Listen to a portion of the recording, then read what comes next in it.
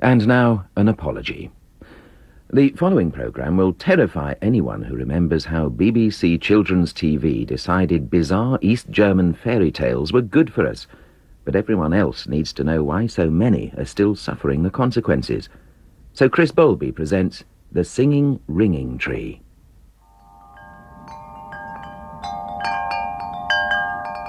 In a back garden on Teesside, there's a sound you might think is merely chimes in the brisk northern wind. Unless that is, you've an ear for the strange rituals of one of Britain's most obsessive and exclusive societies. It's made up of individuals like Philip Harrison, who tends a large metal tree, conjuring up the most intense of childhood memories. It's designed to hang things on, so you can hang about 40 wind chimes on it. And if you even go past it or touch it, the whole thing just shimmers and makes this fantastic tinkling sound. So I think you can confidently say it's Billingham's only singing ringing tree. Absolutely, absolutely. It's got a little seat where the dwarf used to sit. It's a fantastic piece of art, and I love it. And what do the neighbours think? I don't know. I dread to think. Some people do ask, what's that huge thing in your garden, that steel structure? I tell them it's the singing ringing tree. Of course I do. The singing ringing tree. Obvious, isn't it? Well, it is if you watched a certain series of children's fairy tale TV programmes of that name, made in 1950s East Germany and shown by the BBC a few times in the following 2 decades. All nice innocent stuff, you might imagine. Something to reminisce about idly along with the Magic Roundabout or Tom and Jerry. But you couldn't be more wrong. The story of this programme and what it did to its viewers will take us into altogether different territory, where we'll meet a politically incorrect communist princess, 6'3" men who long to be malicious dwarves, and the world's most inexplicable fish. Back in his living room, away from the prying eyes of neighbours who don't understand his tree, Philip Harrison tells me he knows there are sympathisers out there somewhere. I would still get flashes of it through my sort of pubescent teens and until I get older. And then, as I said, whereas you'd meet people and have discussions about children's programmes, and there would be the one person who remembered the singing ringing tree, who you'd end up for the rest of the night sitting with, talking to, and you'd get off the subject of the singing ringing tree, but you would have that shared experience of it that obviously affected them as well. I went through a phase of speaking to various people that I'd met for the first time, who I anticipated were more or less my age. And at some stage I might say something like, "Do you remember the singing ringing tree?" And you either find people stare at you blankly, or they go off into rapturous nostalgia waves about this film, and they'll say, "Oh, do you remember the dwarf or the fish or the princess?" That's Julia Tickridge, fellow seeker of singing ringing sympathisers around where she lives in Chester. You never know, it might be your turn soon to be asked that singing ringing question, suddenly in casual conversation. So, it's time to grasp what one of the great hidden traumas of our time is all about. Begin by imagining yourself, aged around 4, 5 or 6, cosy on the sofa, when something comes on the TV that looks and sounds, at first, deceptively normal. Once upon a time, a prince journeyed many miles and for many days to seek the hand of a beautiful princess in a far-off land.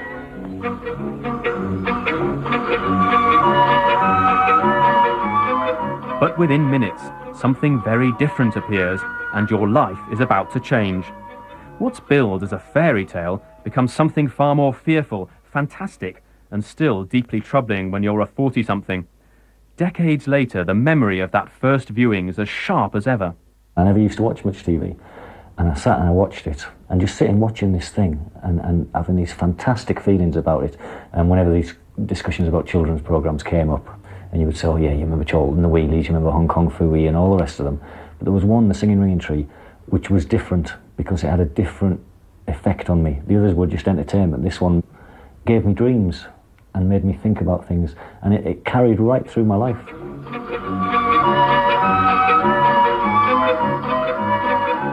It was something quite different to any other programmes.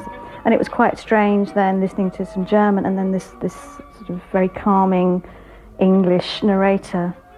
And that combined with the music, all combined to make quite an impact on me. So what exactly happens to make this impact?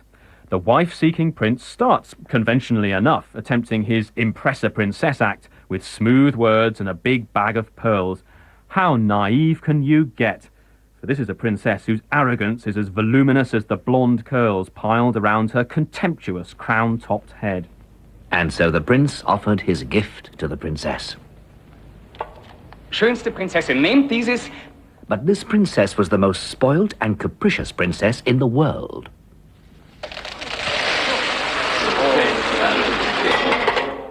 It's not just the fact that she discards his pearls, it's the way she tips them slowly onto the floor, lingering over the humiliation. All very impressive for us as viewing children, dedicated young students of advanced tantrums reinforced by effortless rudeness.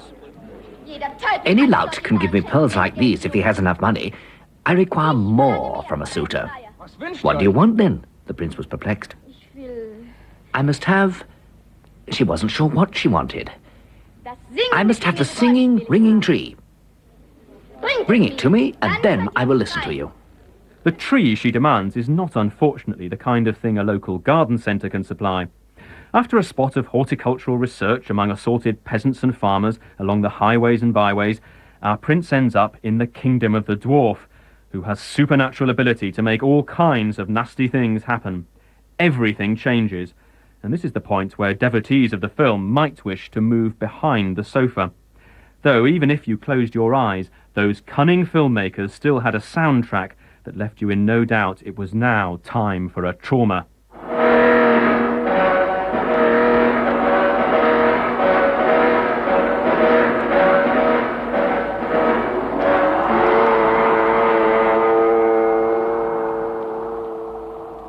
The dwarf has the crucial tree and hands it over, but only with characteristically wicked conditions attached. And when the prince fails again in his suit, he ends up back in the dwarf's kingdom, turned into a bear. To cut a long story short, the princess joins him there when her father makes his own dodgy deal with the dwarf. And she's lost her good looks as punishment for her arrogance. But you'll be astounded to know there is a happy ending when the princess learns the error of her ways, starts being nice to assorted weird animals and strange fish the dwarf is persecuting, and ends up fearlessly rescuing the singing ringing tree as the dwarf makes what looks like a final attempt to incinerate it.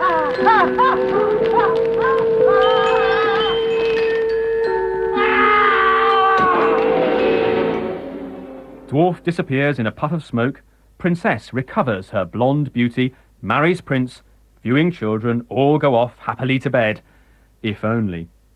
This was a film in which goodness and happiness evaporated swiftly while bad behaviour and downright fear lingered in the mind far more powerfully. A triumph, then, of East German filmmaking, transposed into the minds of thousands of impressionable British children. Did the BBC bosses have no idea what they were doing? Monica Sims, head of BBC Children's TV from the late 1960s, says fear was good for us. It's important for children to be exposed to myths and fairy tales and sometimes quite frightening experiences in fantasy programs that are far enough divorced from their own surroundings not to frighten them too badly. I mean, they get their frisson from it, but they know it isn't actually happening here, because I remember writing to a child psychiatrist, and he said, well, it's as long as the surroundings are not too familiar, it is actually quite good for children to have some nightmares. Most fairy stories end up with a happy ending, don't they? Even if you have a terrible time en route. Some of us are still having a terrible time.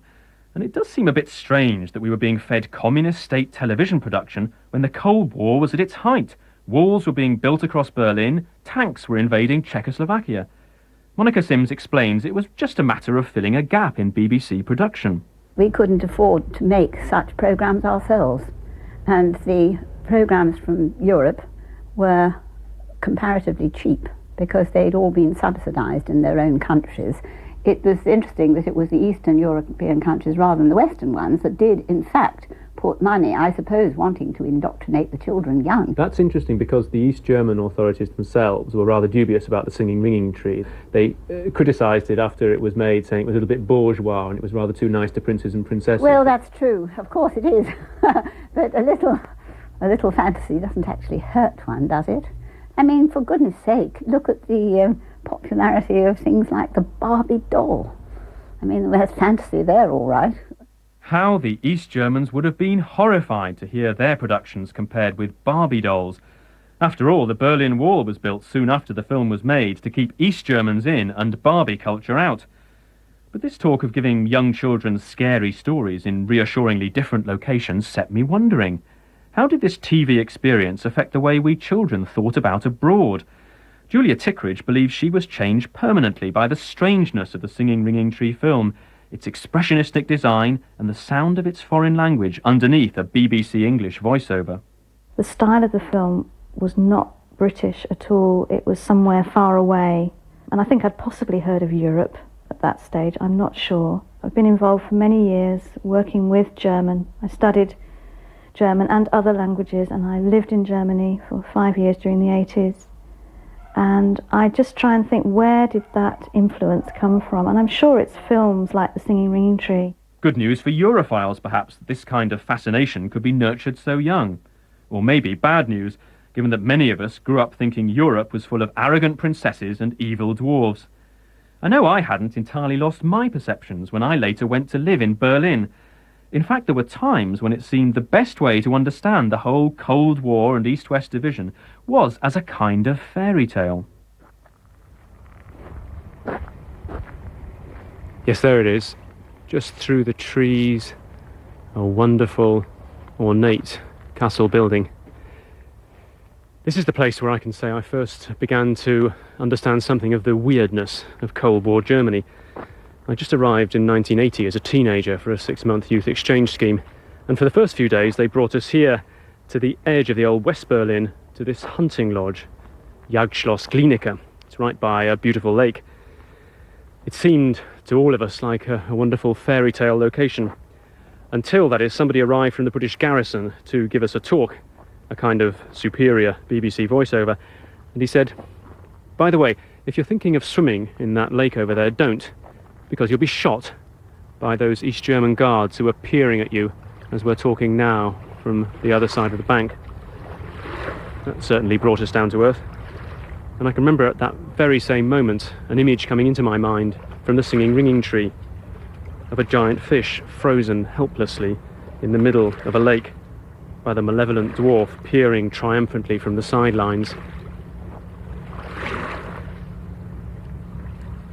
Today, that nightmare's over. Berlin and Germany are reunited. I could walk freely on my latest visit around the lake and across the Glienicke Bridge, where Cold War spies used to be swapped. I'd heard that just down the road were the Babelsberg film studios, which made The Singing Ringing Tree, as well as hundreds of other films spanning Marlene Dietrich and the Expressionists of the 1920s, the anti-Semitic propaganda when Joseph Goebbels ran the place for the Nazis, and the communist output of the post-war decades.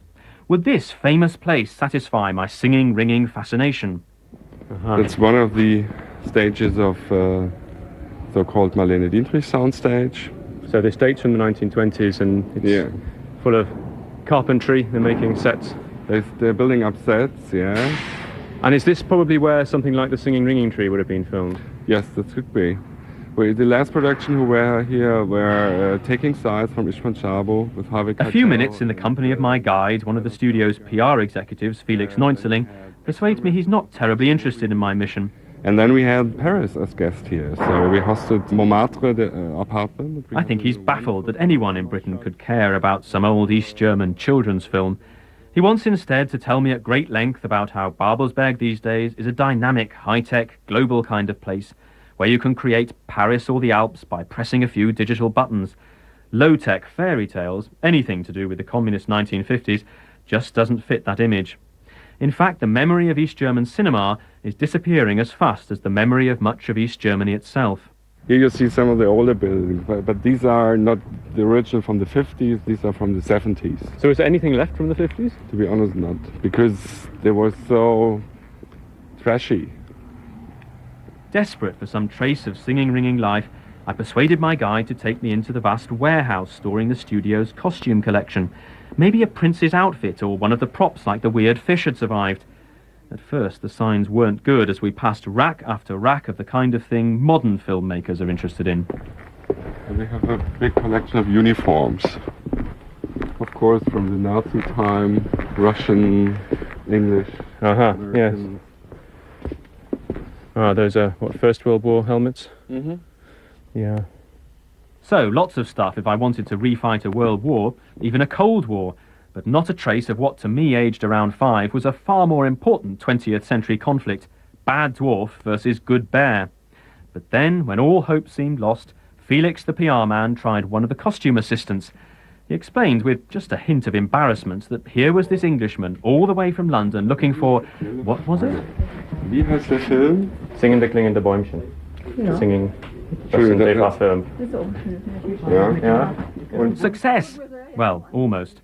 The minute I name the film, a misty-eyed look comes over the woman's face. She's one of us. She knows exactly what I'm talking about.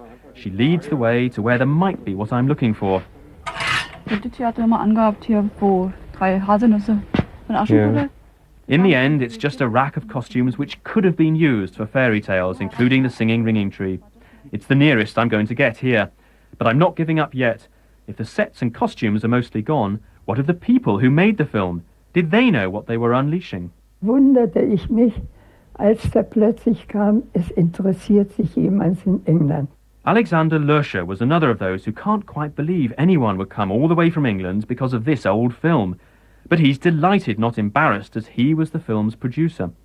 I found him, now 92 years old, in a room in a Berlin old people's home crammed with classical literature and fairy tales from around the world, and a miniature tree which looked as if it might sing or ring at any moment. Every time he's admitted to hospital, he says, he tells the nursing staff he made the singing ringing tree, and then he gets special treatment. That's because it's still shown in Germany at Christmas time, and generations of nurses, doctors and everyone else sit down to watch it together. But what about when he first made it in the 1950s, when hardline communists were running everything? With a rueful chuckle, he pulled out a file of articles written by state critics, fresh from their training in Marxist-Leninist movie appreciation. Zugegeben, auf das Kind wirken zunächst Farbigkeit. They begin by grudgingly admitting the film had all kinds of character and costume and setting to appeal to children. But then came the ideological downside. Und dann geht es weiter. So ein Märchenprinz ist geradezu der Prototyp spießbürgerlicher Erziehungsideale. The film was condemned as dangerously bourgeois, depicting reactionary forms of society, like royal families, too positively. In other fairy tales made around then, the authorities forced the director to change the ending, so that the prince married, say, the shoemaker's daughter, a good proletarian, you see, instead of another member of the loathsome upper orders. Somehow the singing ringing tree escaped the censor's gaze until it was too late. Ralph Schenk watched the film as a young East German in the 1960s.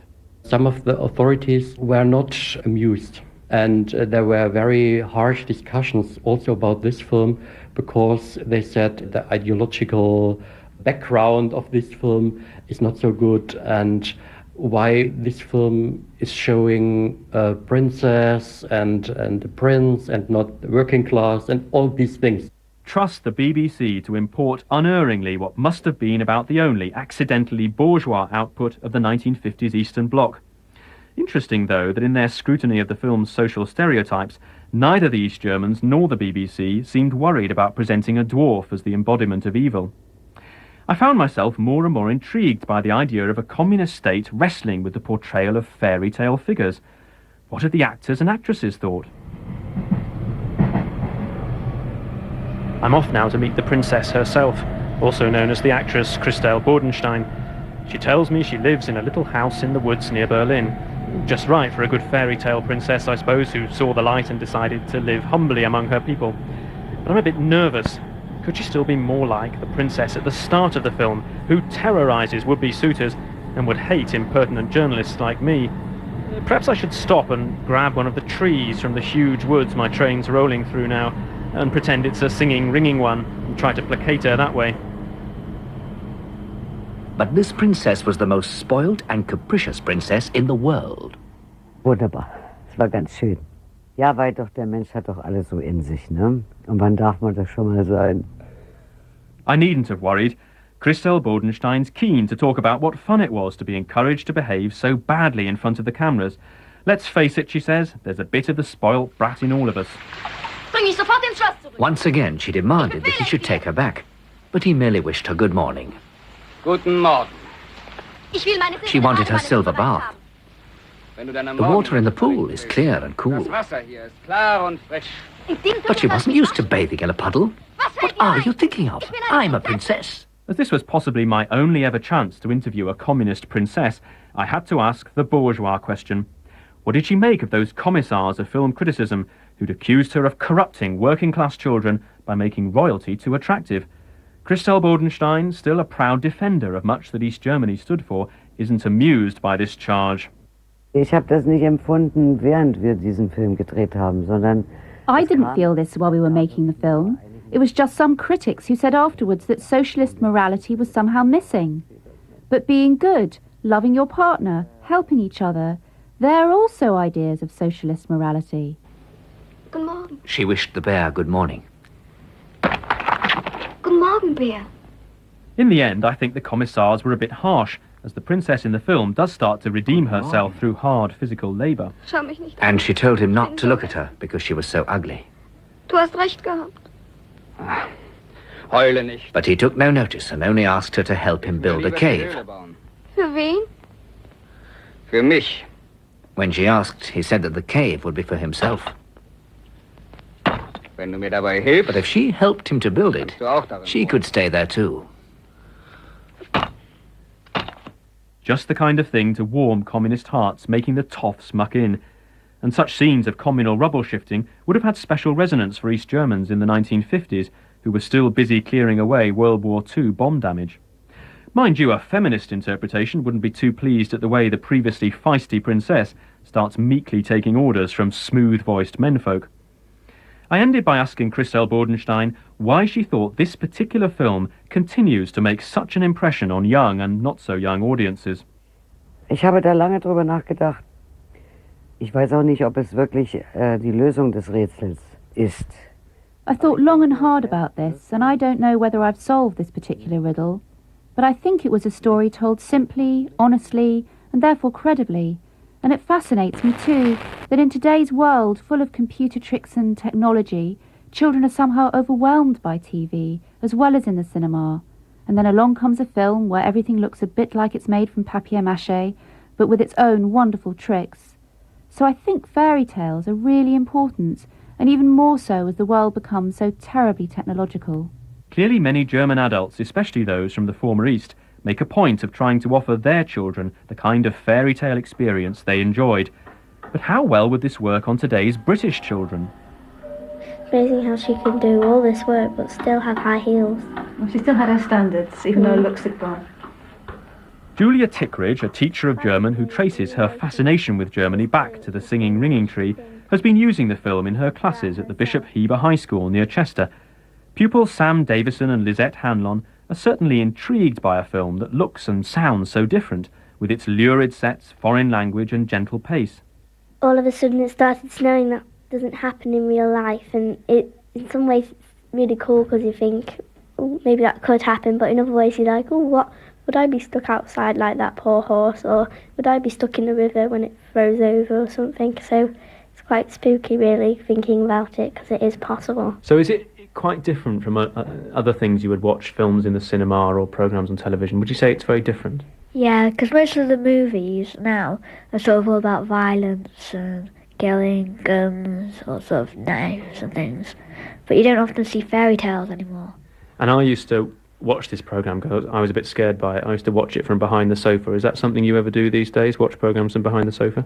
No, not really. When I was younger I hid behind the door frame quite a bit if I was scared, because you can't get behind our sofas. Now that really is a generational change. Sofas with no escape route. Perhaps the British family sofa as defensive bastion against scary TV disappeared around the same time as the Berlin Wall. Well, if the original film isn't too impressive for the post-sofa generation, what about a remake? Would, say, the princess's transformation still work in today's world of gritty soaps and glitzy stars? Lisette seems to think the princess has potential. She becomes a better character because she's such a spoilt brat at the start, and all of a sudden she just goes nice, and I think it's a lot better. Do you think it'd be fun to play that part? Yeah, because you can just like stamp around and be nasty, you know, letting all your anger out and still being paid for it. Sam, is there any bit, would you like to have been the dwarf, do you think, getting up to all those tricks? Yes and no in a way. Because I'd like to be in the dwarf, because you're on the payroll, but I wouldn't have liked to be him because it's not my sort of character. There is here a shrewd sense of material priorities which probably wouldn't please the champions of socialist fairy tales. But an actor's got to earn a living somehow. Philip Harrison, back on Teesside, you remember, the one with that tree in his back garden, knows this all too well. He's an actor and writer who turned his singing ringing tree fixation into a stage show. Most importantly of all, he got to play the dwarf. In the first version I played the dwarf and I'm 6'3", and the other characters had to refer to me as the Dwarf King. What we tried to do was just get this essence that he was filled with something bad. It's a fantastic character to play. You've got just boundless areas you can go into and the kids love it. And it's not just when he does terrible things, but he's always there, isn't he, as a presence? He's peeping, he's looking. He's always watching and he's always there, and as a child it's one of these things, he's behind you. And I think he's behind you and around you even after you've turned off the telly. Oh, absolutely, yeah. I mean, he's one of those ones that you do check your wardrobe for later on a night. I'll get your mums and dads to do it. In between checking their wardrobes, hundreds of singing ringing parents have been using Philip's play in the last few years to try and impress their own children with surreal bad behaviour. So many people came up to me and went, I brought my kids to see this because I remember this and I wanted them to have a taste of it. So they were married and lived happily ever afterwards. Well, the prince and princess may have done, but what happens to the fish left stranded by the dwarf without water? It's one of the great unanswered questions of post-war European culture. For the thousands tormented by such matters, all the hope I can offer is that there are websites through which to discuss your angst, videos and DVDs to reanalyse, and then those chance conversations in which you realise you're bonded to a complete stranger because they too still hear the dwarf laughing as he plans his next magnificent wickedness. As for the rest of you, perhaps you can now show some informed sympathy, or at least leave a generous space behind your sofa